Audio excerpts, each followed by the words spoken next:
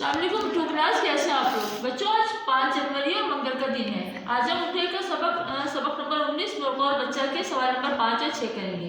سوال نمبر 5 ہے درست جواب کے سامنے سوال اور غلط کے سامنے لائن لکھیں، ٹھیک ہے؟ پہلا جملہ ہے گندے مرغے یہ شور ہے کیا؟ یہ جملہ غلط ہے، اس کے آگے ہم لکھیں گے غین۔ تیری ککڑو کو سن کر میں پریشان ہوتا ہوں، یہ جملہ صحیح ہے، اس کے سامنے ہم لکھیں گے سوال۔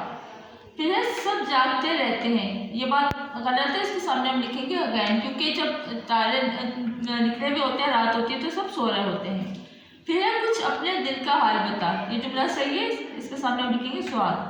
کیوں اتنا شور مچاتا ہے، یہ جملہ بھی صحیح ہے، اس کے سامنے ہم لکھیں گے سوال۔ مرغا بولا تم ناراض ہو جاؤ، یہ جملہ غلط ہے، اس کے سامنے ہم لکھیں گے غین۔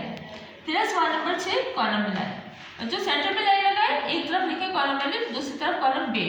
کالم الف میں ہے تارے، سب، شور، غافل، اللہ۔ کالم بے میں ہے مرغا، آسمان، پریشان، عبادت، سونا۔ اب ہم اس کو میچ کریں گے، تارے اس کو میچ کریں گے آسمان کے ساتھ، آسمان پر تارے ہوتے ہیں۔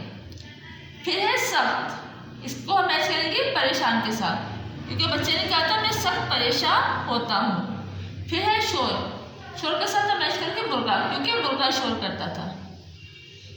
پھر ہے غافل، سونا، جب انسان سوتا ہے تو وہ غافل ہوتا ہے۔